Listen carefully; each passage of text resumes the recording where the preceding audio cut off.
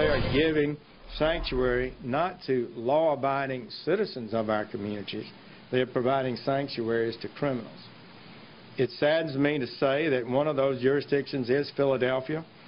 This is especially sad for the residents of Philadelphia who've been victimized as a result of these policies. U.S. Attorney General Jeff Sessions bringing the fight to sanctuary cities, today warning the sanctuary city of Philadelphia about increases in violent crime, calling them out on their own turf.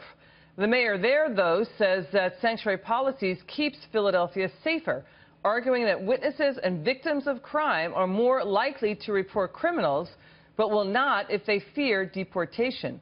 This as a federal judge in San Francisco refuses to reinstate President Trump's Sanctuary Cities executive order to cut funding from sanctuary cities that limit cooperation with federal agents.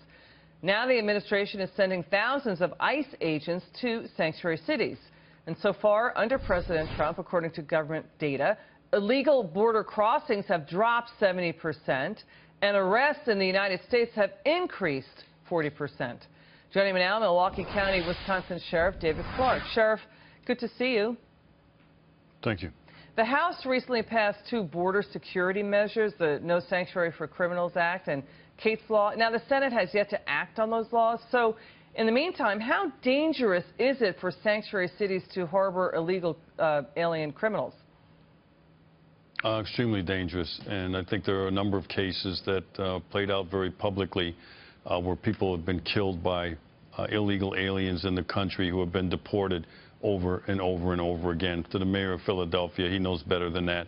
That's a Democrat talking point, and I would say to him, look, put the talking points away. Let's have a rational conversation about what makes communities safer. It's not having people in the country illegally. Look, the rule of law is going to return to its rightful place in our Constitution, and President Donald Trump made that one of the highlights of his campaign, to return to the rule of law, to make sure that the borders of this country are secured, they're protected. And when you hear of these individuals that are back in 3, 4, and 5 times after being deported, it lets you know that we do need a wall. We need to really seal the border. You look at the drugs that are coming into the city of Philadelphia, the heroin, the cocaine, those are coming in for the most part through our southern border. So for these individuals to say that the illegal immigration issue makes it safer, it defies common sense. You know, Jeff Sessions is going to win this showdown, this stare down with this local community. We've had family members on this show whose loved ones were killed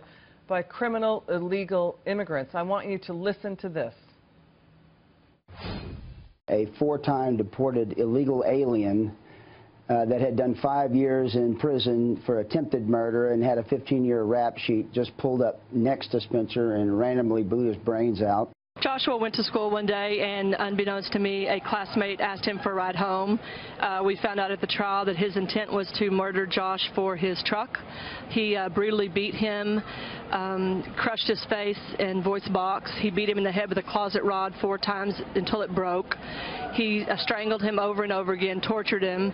He tied him up like an animal, dropped him in a field, and set him on fire. An illegal immigrant, intoxicated, hit him from behind, going probably 120 miles an hour.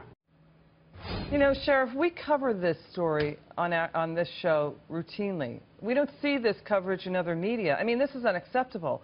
And of course, not all illegal immigrants are violent criminals. But shouldn't we be putting law-abiding citizens' lives first? Without a doubt, and that's why I think this thing is so crazy. Not just the mayor of Philadelphia, but some of these other sanctuary cities. The city of Milwaukee is the same way. The first obligation to me as the top law enforcement officer in Milwaukee County is to the protection of the law-abiding community. And when you provide safe haven and safe harbor, it's a federal criminal statute violation, by the way, which I hope that Jeff Sessions, the Attorney General, is not afraid to pull out after if the funding cuts don't get their attention. But the thing is, we have an obligation first to the law-abiding community, to the citizens of this country, and for them to rally around people who should not be in this country, because you can't allow people to illegally come into your country and set up residence, and that's what they're trying to do.